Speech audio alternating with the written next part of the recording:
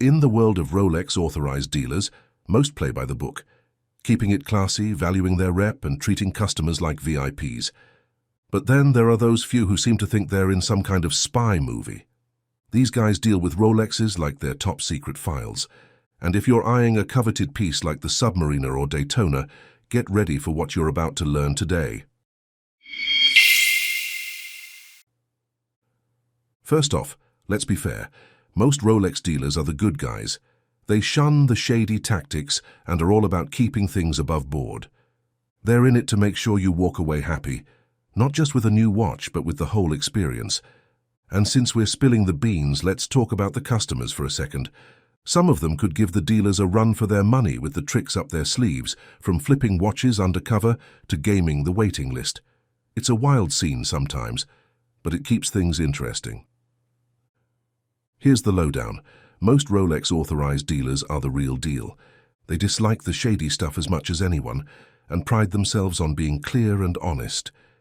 These are the good folks of the watch world, aiming to provide awesome service so you leave grinning. But strap in, because it's not all praise today. We're also peeking at the quirky antics of some customers that can make even the coolest dealers want to tear their hair out, from sly watch flips to cheeky waiting list maneuvers. It's pretty wild out there, and not just because of the dealers.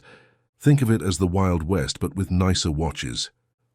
Let's dive into something that really ruffles the feathers of those stellar Rolex Authorized dealers. There's this little stunt some customers pull that's more annoying than a popcorn kernel stuck in your teeth. And if you're the culprit, time to switch up your game plan. It's not just uncool, it's a party foul.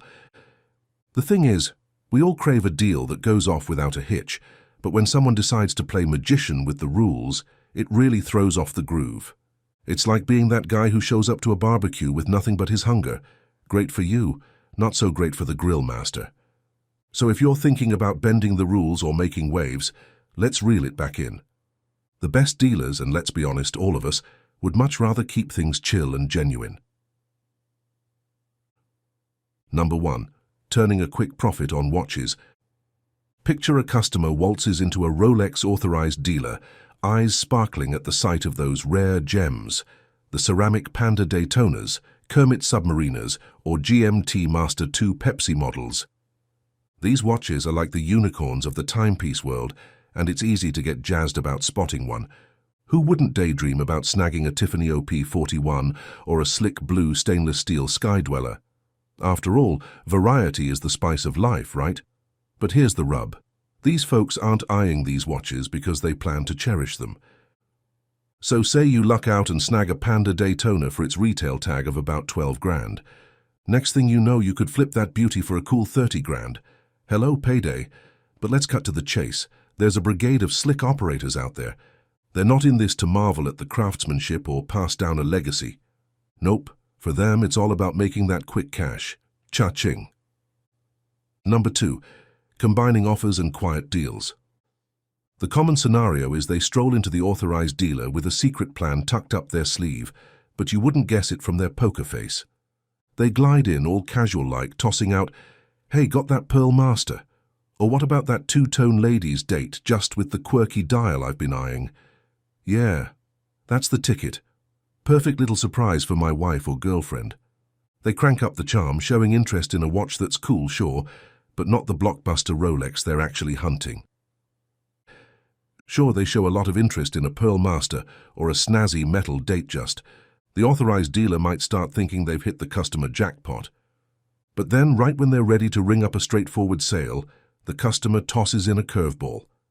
With a cheeky grin, they lean in and say, "I'll take this one, but what's the side deal? I've got my eyes on that ceramic Daytona. Let's make that happen too.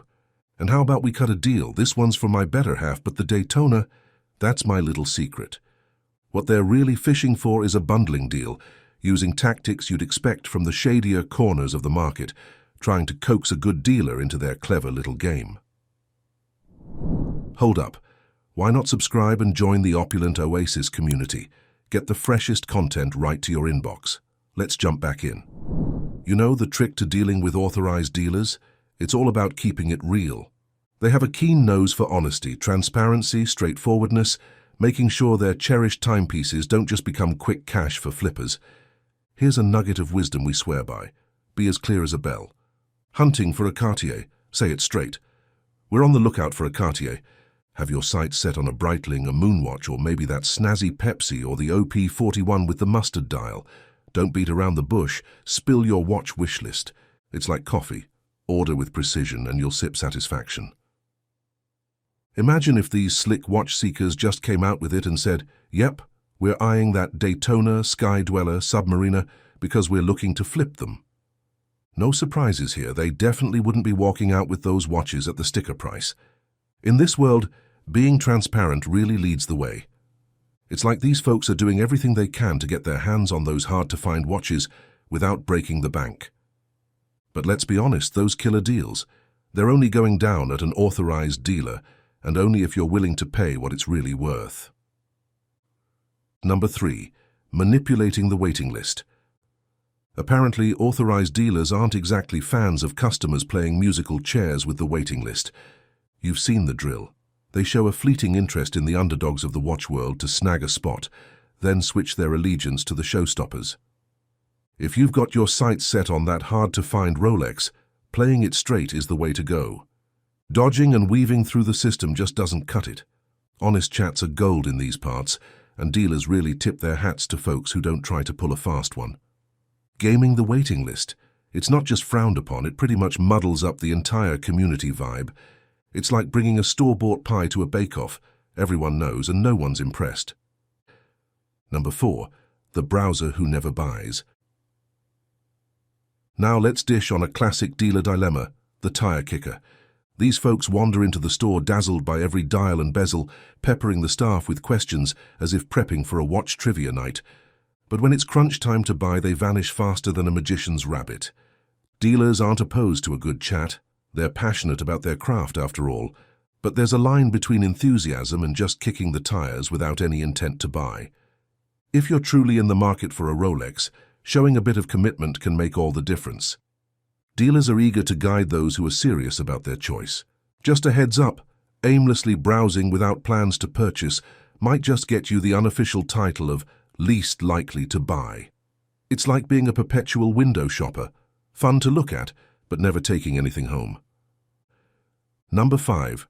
Non-stop price negotiating. Next up on the list of dealer headaches, the persistent haggler. Here's the scene. Someone strolls into the store, spots a dazzling Rolex, but instead of marveling at its beauty, they launch into a full-on negotiation battle. Sure, haggling is part of the charm in some markets, but when it comes to luxury watches, the prices are pretty much set in stone, or should we say, set in metal. Dealers understand everyone loves a bargain, but relentless bargaining can grate like a bad DJ at a party. These folks are dedicated to upholding the brand's elegance, and turning a Rolex transaction into a flea market haggle just doesn't suit the suit. Most dealers are on the level, and they're not exactly fans of the never-ending haggle dance. If you're a notorious negotiator, perhaps it's time to dial it back a notch. After all, we're talking heirloom quality watches here, not yard sale finds. Let's focus on the craftsmanship and service, and save the haggling for garage sales, shall we? Before we clock out, let's turn the spotlight on you. What's your story with these undercover watch quests? Ever played it cool to snag that elusive ticker? Or maybe you've had an encounter with an authorized dealer that was nothing short of legendary. Spill the details in the comments, we're all eyes. If you've had a good time winding through the world of watches with us, hit that like button, subscribe for more horological adventures, and let's keep this chat ticking. Until next time, keep your watch game strong and may your wrist always sport your dream watch.